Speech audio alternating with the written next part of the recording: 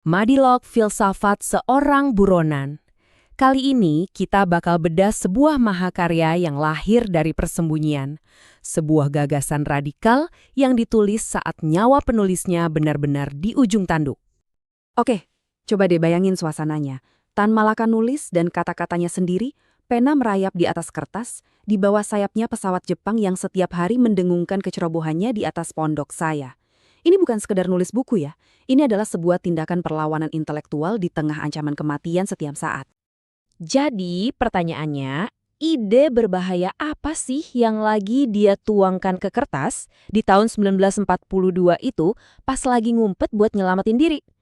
Apa yang sebegitu pentingnya sampai dia rela mempertaruhkan segalanya?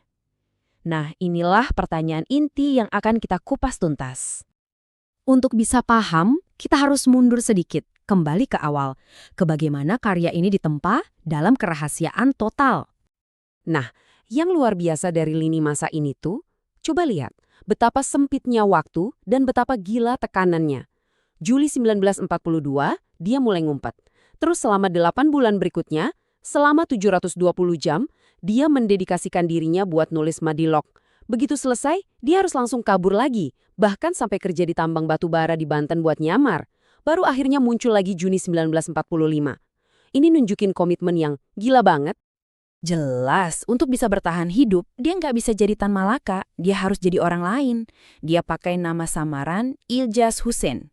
Ini langkah ekstrim buat menghindari kejaran polisi rahasia Jepang, Kempeitai.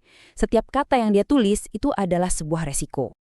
Dan ini yang bikin geleng-geleng kepala, dia nulis tanpa perpustakaan. Buku-bukunya udah hilang berkali-kali selama pelariannya. Tapi dia bilang, bukanlah artinya itu saya kehilangan isinya buku-buku yang berarti. Terus gimana caranya?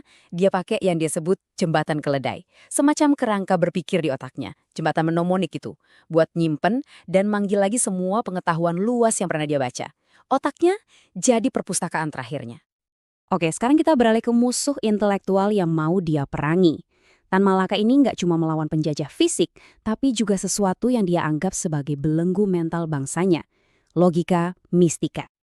Jadi intinya begini, di satu sisi ada logika mistika yang percaya kalau roh itu yang menciptakan materi. Dunia diciptakan sekejap lewat kata sakti dewa. Petah, realitas itu diatur kekuatan gaib.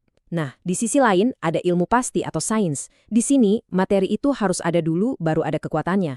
Dunia terbentuk jutaan tahun lewat evolusi dan diatur sama hukum fisika.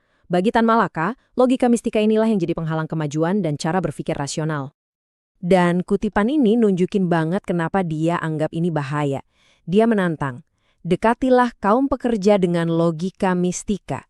Bilang terus terang kalau mati itu lebih baik dari hidup dan biar mereka yang pilih antara Madilog atau logika mistika. Baginya, logika mistika itu alat buat meninabobokan rakyat, menjanjikan surga di akhirat ketimbang pembebasan di dunia nyata. Lantas, gimana cara ngelawannya? Nah, disinilah dia menciptakan senjatanya, sebuah perkakas untuk berpikir. Mari kita bongkar, apa itu Madilog? Madilog itu sendiri sebenarnya sebuah akronim, jembatan keledai yang brilian juga. MA untuk materialisme, DI untuk dialektika, dan log untuk logika.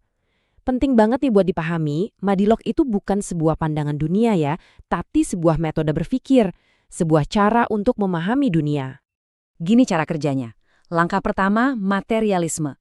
Selalu mulai dari apa yang nyata dan bisa dibuktikan, dunia materi. Semua analisis harus berdasarkan bukti yang ada di depan mata. Langkah kedua, dialektika. Pahami dunia lewat kontradiksi dan perubahan. Ini alat buat menganalisis sistem yang terus bergerak dan berevolusi, kayak masyarakat dan politik. Terakhir, langkah ketiga, logika. Pakai logika formal buat menganalisis fakta-fakta yang statis dan membangun argumen yang kokoh dari bukti material tadi. Jadi, materialisme itu fondasinya, sementara dialektika dan logika itu perkakasnya. Dan dia benar-benar menekankan pentingnya logika. Buat Timur, umumnya dan Indonesia khususnya, yang diselimuti macam-macam ilmu kegaiban, maka logika itu masih barang baru, hangat, perlu diketahui dan dipahamkan. Dia merasa logika itu kayak pisau tajam yang sangat dibutuhkan buat membedah takhayul dan membangun pola pikir modern. Semua ide filosofis ini bukan cuma buat obrolan intelek ya, semuanya punya satu tujuan akhir yang sangat revolusioner, menciptakan pikiran yang baru untuk bangsa yang baru. Dengan Madilog, dia menawarkan sebuah cetak biru untuk pembebasan. Pertama, analisis masyarakat itu harus berdasarkan realitas ekonomi yang nyata, bukan mitos. Terus, pahami konflik inti antara buruh dan modal. Sadari kalau sumber daya alam kita yang kaya raya, minyak, besi, timah, itulah kunci kekuatan sejati bangsa. Dan yang paling penting, persenjatai kelas pekerja dengan pola pikir yang kritis dan ilmiah, supaya bisa membangun bangsa yang benar-benar merdeka, bebas dari mentalitas terjajah. Tan Malaka seolah menggemakan pemikir lain saat dia bilang kalau para filsuf itu cuma menafsirkan dunia. Padahal yang terpenting adalah mengubahnya. Ini membawa kita ke pertanyaan terakhir yang bikin mikir. Gimana caranya sebuah cara berpikir yang baru bisa mengubah nasib sebuah bangsa?